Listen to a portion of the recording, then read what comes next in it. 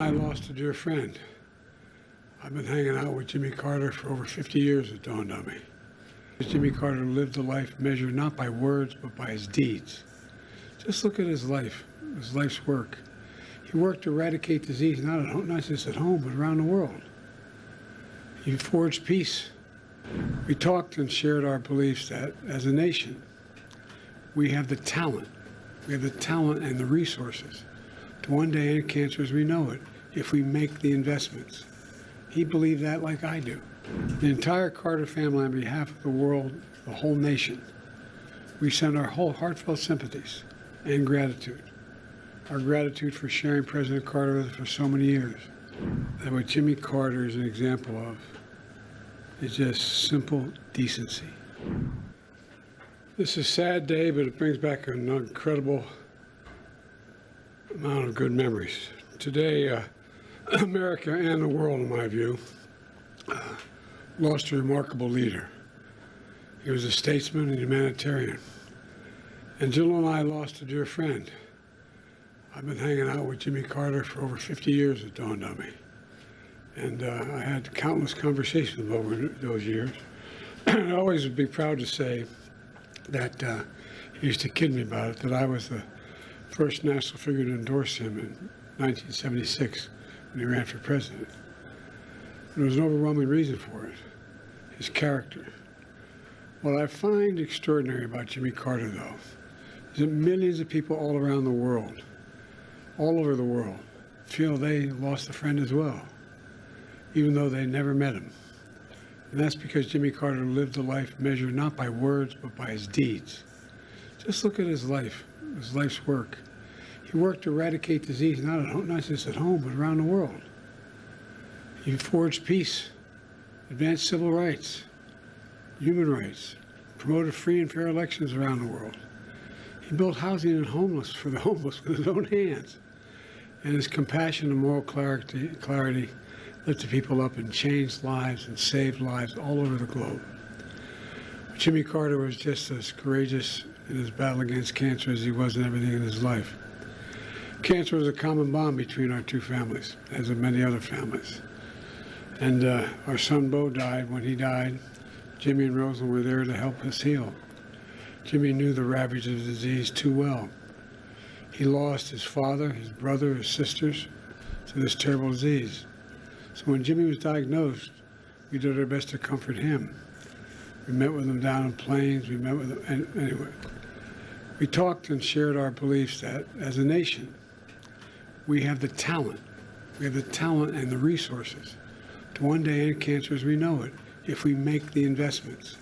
He believed that like I do. I'll always cherish having seen Jimmy and Rosalind Carter together. Theirs was a love affair of the ages. While we'll miss them both dearly, I do take some solace in our kids were saying that they're united once again. We're going to remain forever in our hearts, but they're together again. The entire Carter family, on behalf of the world, the whole nation, we send our whole heartfelt sympathies and gratitude.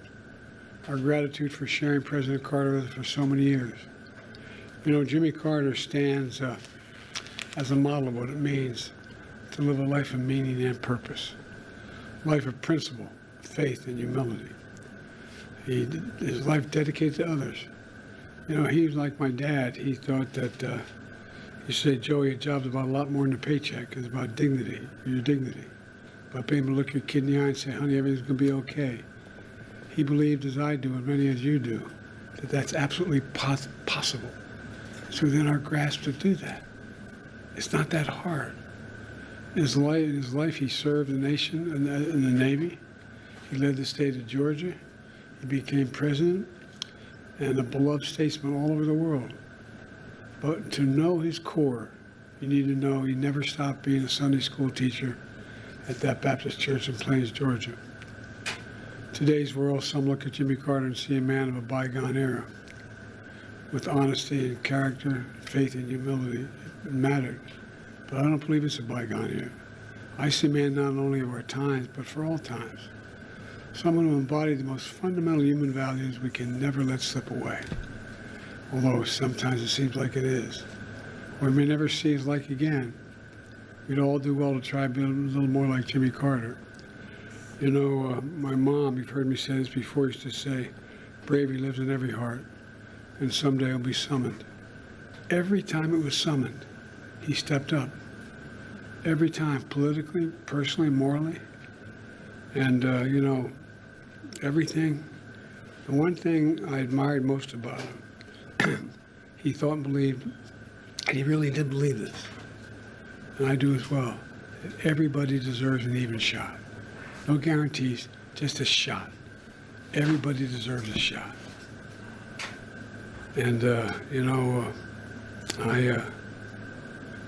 he gave an awful lot of people a chance.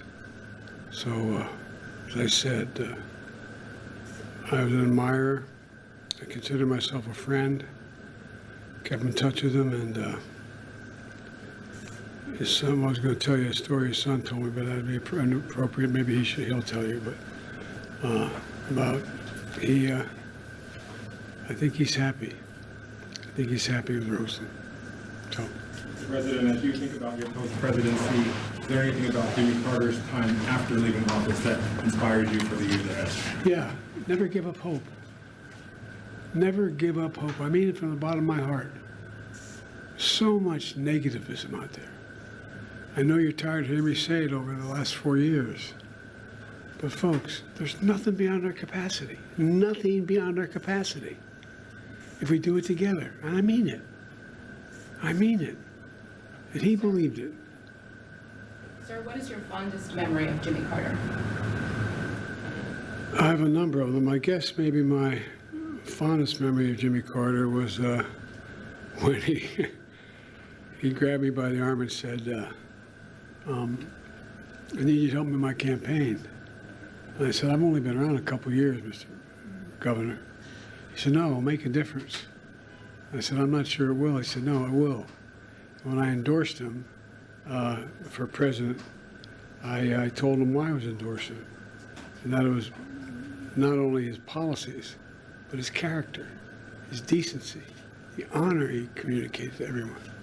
And, but he was also very, very, he and Roseland were very kind to Jill and me when we lost our son, Bo. They were there for us. And I don't know, it's, I think that what Jimmy Carter is an example of is just simple decency. Simple decency.